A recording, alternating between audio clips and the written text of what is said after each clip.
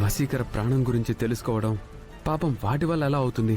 శూన్యంలో మన కంటికి కనిపించని సూక్ష్మమైన వాటిని చూడగల శక్తి కొన్ని జీవులకుంటుంది.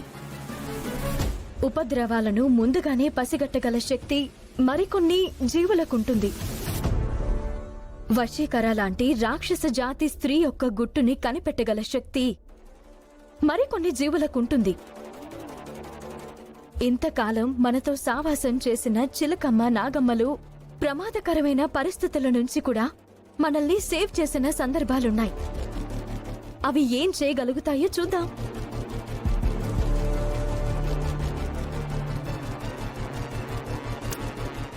సమయం కూడా దగ్గర పడుతుంది. ఊర్లో వింత వింతలు జరిగిపోతున్నాయి. ఎన్ని వింతలు జరిగినా చివరికి వశీకర అంతమైతే తప్పదు.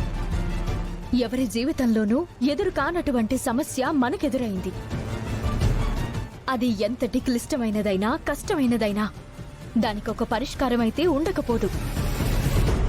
దానిని అన్వేషించుకుంటూ పోదాం. అంతిమంగా మంచే జరుగుతుంది. జరగాలి కూడా. ఎందుకంటే ఎప్పటికైనా మంచే చెడు మీద గెలవాలి.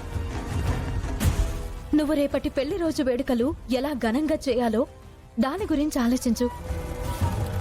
అత్తయ్య, మావయ్యల్లా ఈ విషయం గురించి ఆలోచిస్తూ దిగులు పడకు.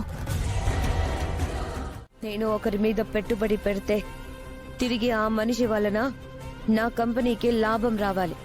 అది బిజినెస్ సూత్రం. ఇప్పటి వరకు నా వలన ఆ కుటుంబం లాభపడింది, కానీ వాళ్ల వలన నేను లాభపడిందే లేదు. ఉపయోగం లేని చెత్తని ఎలా కాల్చేస్తారో ఉపయోగం లేని మనుషుల్ని నేను చంపేయాలనుకుంటున్నాను. అందుకే రేపు అందరూ సంతోషంగా వేడుక జరుపుకుంటున్న సమయంలో బాంబు పేలుస్తాను. ఆ కుటుంబం మొత్తం క్లోజ్ అయిపోతుంది. పేల్చవలసిన బాంబు సిద్ధంగా ఉంది. ఎందుకంత ఆవేశపడుతున్నావు? మరికొన్ని రోజులు ఆగు. పూజలు జరుగుతున్నాయి కదా. నీ పూజల వలన నీ పూర్వపు రూపము రావడం లేదు, ముక్కు పుడక దక్కడం లేదు. అందుకే ఇటువంటి వైల్డ్ డెసిషన్ ని తీసుకున్నాను. తొందరపడకు మాయా. ఇందులో నీ అభ్యంతరం ఏంటి? అక్షయ బ్రతికుండాలి. నువ్వు అందర్నీ చంపినా పర్వాలేదు గాని అక్షయ మాత్రం బ్రతికే ఉండాలి. ఎందుకంటే ఆ అదృష్ట జాతకురాలితోనే ఆ ముక్కు పొడక ఎక్కడుందో తెలుస్తుంది. ఇప్పటి వరకు అది కనిపించలేదంటే ఆ ముక్కు పొడక ఎంతటి మహిమగలదో నాకర్థమవుతుంది. నేననుకున్నది సాధించాలంటే ఆ అక్షయ కావాలి.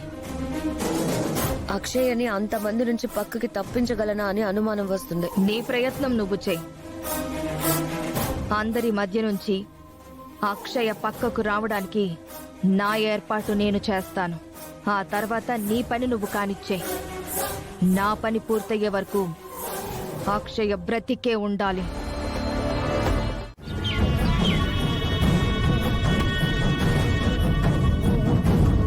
నాకు ఏ విధంగానూ ఉపయోగపడని మనుషులు ఈ భూమి మీద ఉండి ప్రయోజనం లేదు. వాళ్ళందరినీ ఈ బాంబు పరలోకానికి పంపిస్తుంది. కళ్యాణం జరిగే చోటికి దీన్ని చేరుస్తా, దీంతో పేలుస్తా. ఇంతకీ వీళ్ళు ఇంకా రాలేదండి.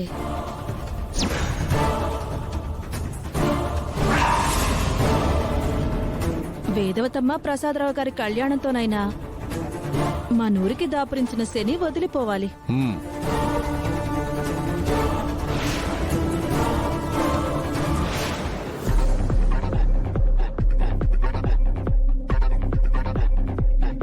ఎస్, వీళ్ళ ద్వారా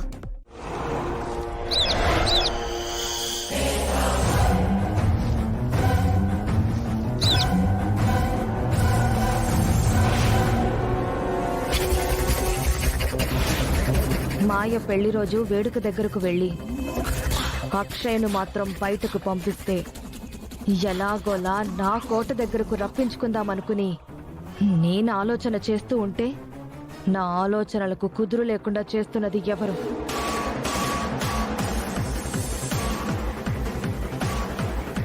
జై జట.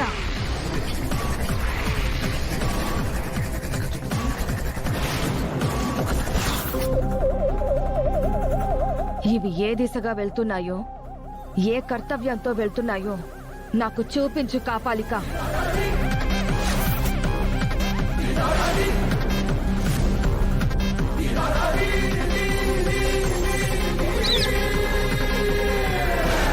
అటెందుకు వెళ్తున్నాయి?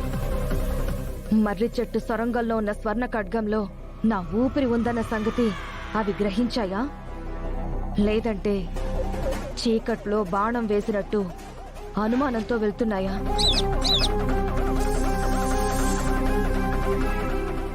ఆ రెండింటికి వినికిడి శక్తి, గ్రహించే శక్తి ఎక్కువ. నా గురించి తెలుసుకున్నాయంటే అవన్నీకి సమాచారం అందిస్తాయి. అందుకే జడల మర్రి చెట్టు దగ్గరకు వెళ్లకుండా వాటిని ఆపాలి. మీకు సరైన బుద్ధి చెప్తాను. ఆగండి.